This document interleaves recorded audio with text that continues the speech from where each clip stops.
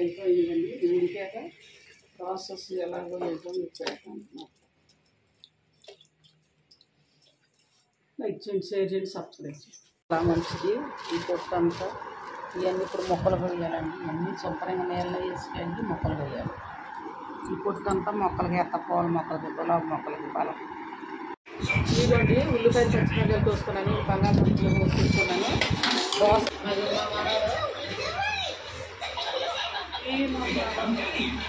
ఇదిగోండి దోసకాయ ముక్కలు కూడా కోసుకుని మీకు పెడతాను చూడండి.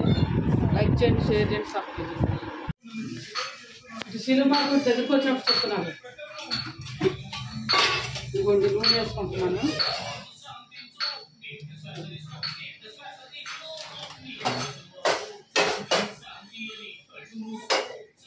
నాన్ స్టిక్లో ఉండితే అడుగు అంటావు కూరలో.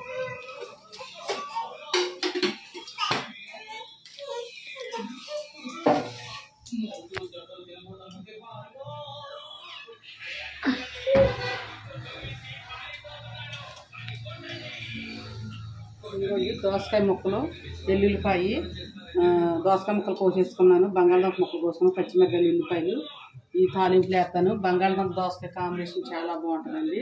ఇదిగోండి మా చిట్టి చిట్టి బుడ్డి మనవరాలు, చిట్టి చిట్టి బుడ్డి మనవరాలు, చిట్టి చిట్టి బుడ్డి మనవరాలు, బుడ్డి మనవరాలు, బుడ్డి మనవరాలు, బుడ్డి మనవరాలు, బుడ్డి మనవరాలు, బుడ్డి మనవరాలు. శనగ నూనె పచ్చికంపొట్టు లాగా కొంచెం వేడి అవ్వాలి.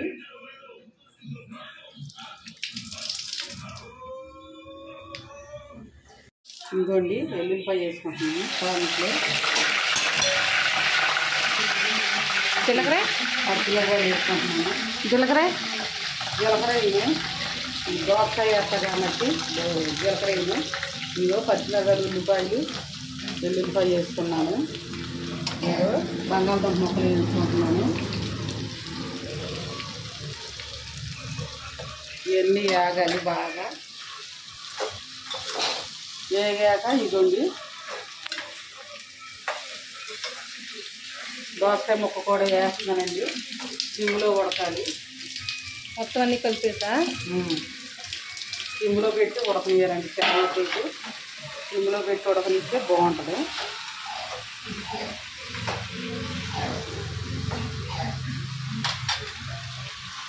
ఇదిగోండి సిమ్లో ఉడకనిచ్చాక ప్రాసెస్ మీకు తర్వాత పెడతాం. కంగారు అయిపోతుందండి, సిలువు మార్గం జరుగుతుంది, తిరుగుతున్నారు, సిలువు మార్గానికి అందుకోవాలి. ఇదిగోండి కళ్ళు ఉప్పు వేసుకున్నాను.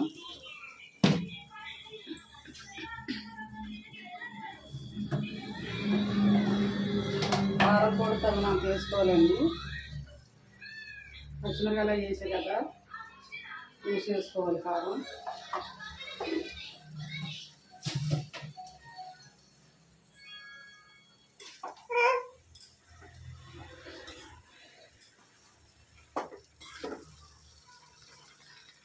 అన్నం కూడా ఉడికిపోతుందండి. అన్నం కూడా ఉడికిపోయింది.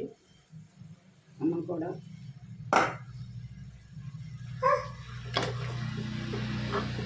అన్నం చూపించవా? అయిపోయిందండి. ఇది ఉడికాక ప్రాసెస్ ఎలాగో ఏదో మీకు పెడతాను. లైక్ చేయండి, షేర్ చేయండి, సబ్స్క్రైబ్ చేయండి. కర్రీ అయిపోయింది.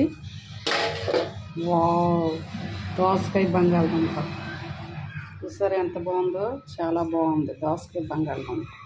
టేస్ట్ మామూలుగా ఉండదు, అదిరిపోద్ది.